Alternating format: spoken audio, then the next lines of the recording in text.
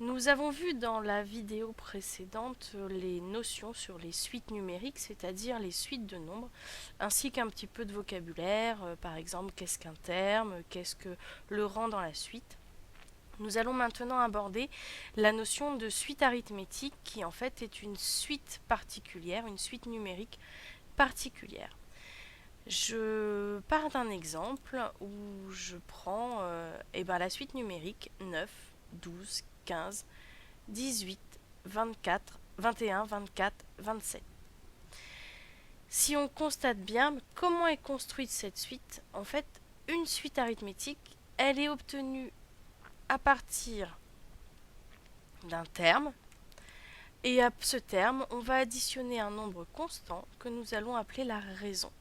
C'est-à-dire que pour passer de U1 à U2, de U2 à U3, de U3 à U4, on va additionner toujours le même nombre. Ce nombre, on l'appelle la raison de la suite. Et dans le cas d'une suite arithmétique, ce nombre, on va le noter petit r. Bien sûr, la raison, petit r, peut être soit positive, soit négative. Donc, si on reprend ce qu'on vient de dire avec ce petit schéma, pour passer de U1 à U2, on additionne la raison. Pour passer de U2 à U3, on additionne la raison. Pour passer de U3 à U4, on fait plus la raison, etc., etc., etc. Si je veux généraliser ce que je viens de dire, je vais pouvoir écrire que UN plus 1 est égal à UN plus R. C'est-à-dire que le terme suivant, le terme de rang n plus 1, va être égal au terme de rang n plus la raison. Je reprends mon exemple de départ où ma suite numérique, et dans ce cas-là arithmétique, elle est égale à 9, 12, 15, 18, 21, 24, 27.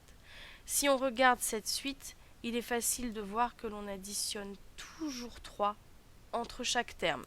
Je vais pouvoir écrire que U1 égale 9, U2 est égal à 9 plus 3, c'est-à-dire 12, U3 va être égal à 12 plus 3, c'est-à-dire 15, etc., etc., etc. Je connais U7, U7 c'est 27, du coup je vais pouvoir calculer U8. U8 sera égal à 27 plus 3, ça fait 30. Je souhaite démontrer la nature d'une suite arithmétique.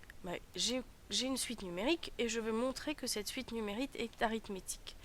Donc pour démontrer qu'une suite est arithmétique, il va falloir que je calcule la différence entre chacun de mes termes, c'est-à-dire que je fasse U2 moins U1, U3 moins U2, U4 moins U3. Si à chaque fois que j'effectue cette différence, j'obtiens un résultat constant, c'est-à-dire toujours le même nombre, alors je vais pouvoir dire que la suite est arithmétique.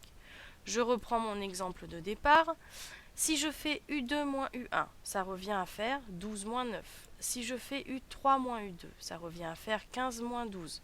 Si je refais U4 moins U3, ça revient à faire 18 moins 15. Et à chaque fois, on trouve comme résultat 3.